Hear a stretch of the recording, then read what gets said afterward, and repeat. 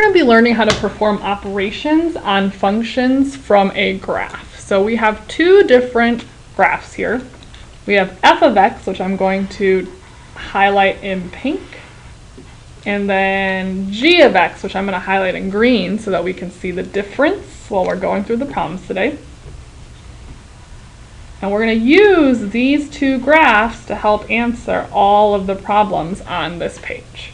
So let's start off with A.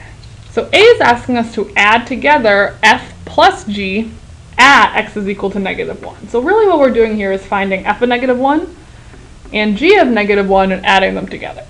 So if our x is -1, we're going to go to -1 on our x-axis. And f is our pink line, so this means I'm going to go down to the pink line, which is right here. And my y value at this point is -2. So f of -1 is -2. I'm going to add that to g of -1. So now I'm still at -1 on my x-axis, and now I'm going to go up to the green line. So this y point is 1. So my y value here is 1. And so I'm just going to add together -2 plus 1, which gives me -1. And that is my answer for A. For B, now we are multiplying f of 4 times g of 4. So again, 4 is my x. So I'm going to go over to 4 on the x-axis. F is my pink line, so at 4, f of 4 is equal to 3 because that's my y value. And then g of 4 is this point right here on the green line. G of 4 is 1. And I'm just going to multiply those two values together to give me 3, which is my answer for B. C is asking us to subtract f of -2 minus g of -2. So let's go over to -2 on our x-axis. F of -2 is right here, which is a y value of -1. And g of -2 is actually also -1. They're both at the same point right here. So I'm going to do -1 minus -1, which is -1 plus 1, which is actually just 0. So that's my answer for part C. Now for D, E, and F, remember that this little circle right here is not multiplication, this is a composite. So really what we're doing here is plugging g of x into f. So this is f of g of 6. So whatever's on the outside is what comes first, so f is on the outside. So when we evaluate this is different than these three that we've just done because we are going to do one at a time. So we're first going to take 6 and plug it into g. So I'm going to go over to 6 on my x-axis and find g of 6. So g is my green line. So that means I'm going to use this point right here. So here's when x is 6, g is -1. So if g of 6 is -1, now I'm actually going to use this -1 and plug that into f. So now I'm going to go to -1 on my x-axis, and f is my pink line. So that's going to be this point right here, which is at -2. So f of -1 gives me -2, and that's my answer. So this is different than the ones we've been doing before, where we found two different points. This is now you find one point, use your answer to find another one. So E is similar, but now G is on the outside because G comes first. So we're first going to plug 4 into F because 4 is closer to F. So we're going to go to 4. We're going to find f of 4, which is the pink line, which is up here, and that gives us a y value of 3. We're going to use that and plug that into g. So now we're going to go to 3 on my x-axis and go up to g, which is the green line, and that gives us a y value of 2, and that's my answer for E. So f looks a little bit different here, but this is the same thing. It's still a composite function, but now we just have g of 7. So we're first going to do this inside, which is g of 7. So we're going to go to 7, and then go down to g, which is our green line, and that gives us a value of -1. And now we're going to take -1 and find g of -1. So just because there's two of the same function doesn't mean that you can't do it twice. So now we're going to -1 on our x-axis, and we're finding g again, which is our green line. So we're going to go up to this point right here, which is a value of 1. And that is my answer for part F.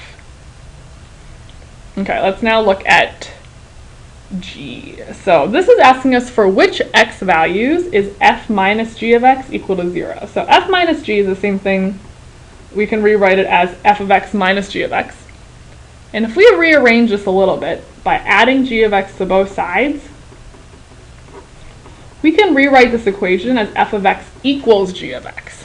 So really we're looking for the point where they're equal to each other, which is where they intersect.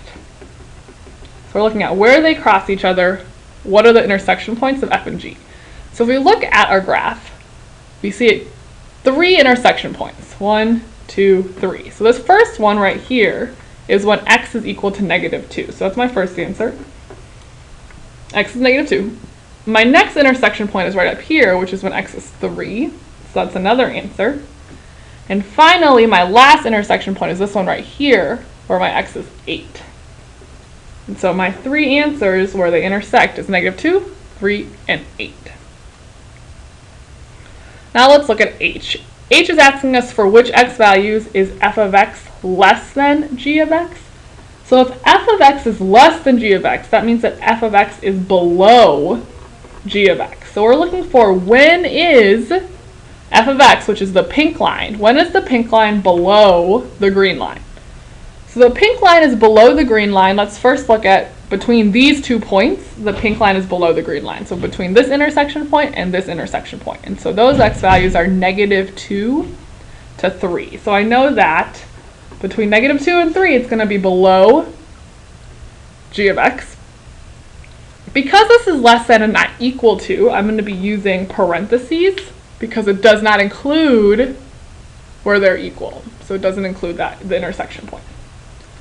There's also another section where the pink line is below the green line, and that is from here on out, because from starting at 8, on the right side of it, this pink line is below the green one. So that means if we start at 8 and it keeps on going, we're going to end at infinity. So here is your answer for when f of x is below g of x. Okay, for I is now kind of a combination of both of these. So we're going to have to switch this around a little bit again. So let me add g of x to both sides. And so this cancels out. So now we get f of x is greater than or equal to g of x.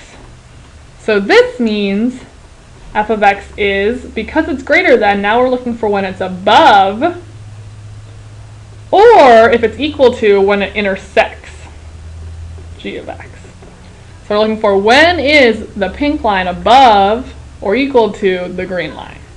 So the pink line is above g of x, starting this section right here. So from -infinity all the way until -2. And because it can intersect in this case, now we use a bracket because it could be the exact point. It includes that point. Okay, it's also above, so the pink line is above the green line in this section right here, from 3 until 8. So this entire part right here. And again, we're going to use brackets because it could include the intersection point. And so here is where f of x is greater than or equal to g of x.